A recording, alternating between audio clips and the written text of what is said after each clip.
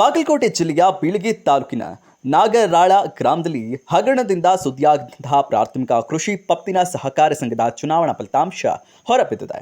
ವಿಸ್ಮಯ ಎಂಬಂತೆ ಪಡಿಯಪ್ಪ ತಿರಕಣ್ಣನವರು ಹಾಗೂ ತಂಡದವರು ಸತತವಾಗಿ 8ನೇ ಐತಿಹಾಸಿಕ ಗೆಲುವು ಸಾಧಿಸಿದ್ದಾರೆ. ಇದು ಅನಿರೀಕ್ಷಿತ ಫಲಿತಾಂಶವಾಗಿ ಹೊರಹೊಮ್ಮಿದೆ. ಈಗಾಗಲೇ ಆರೋಪಕ್ಕೆ ಸಂಬಂಧಿಸಿದಂತೆ ತನಿಖೆ ಆಗಿದ್ದು, ಇದೇ ಸಂದರ್ಭದಲ್ಲಿ ಚುನಾವಣೆ ನಡೆದಿದ್ದು ಬೇಸೂರಿನ ಜಿದ್ದಾಜಿದ್ದಿ ಏರ್ಪಡುವ ಸಾಧ್ಯತೆ ಇತ್ತು ಎಂದು ಅಂದಾಜಿಸಲಾಗಿತ್ತು. ಆದರೆ ಫಲಿತಾಂಶ ಹೊರಬಿದ್ದಾಗ ಕೆಲವೊಂದು ಲೆಕ್ಕಾಚಾರಗಳು ತಲೆಕೆಳಗಾಗಿವೆ.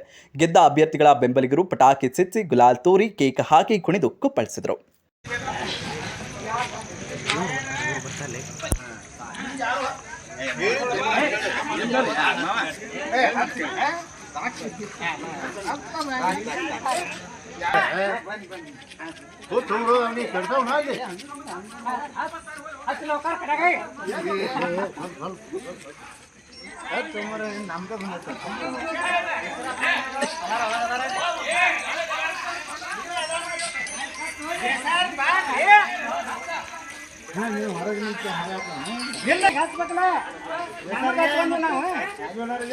ರಾಜವನ್ನರಿಗೆ ದೇಸಾಯಿ ಹಚ್ಬೇಕು, ಎಲ್ಲಾರಿಗೆ ಹಚ್ಚುದ ನಮ್ಗೆ ಮಾಡ್ತಾರ.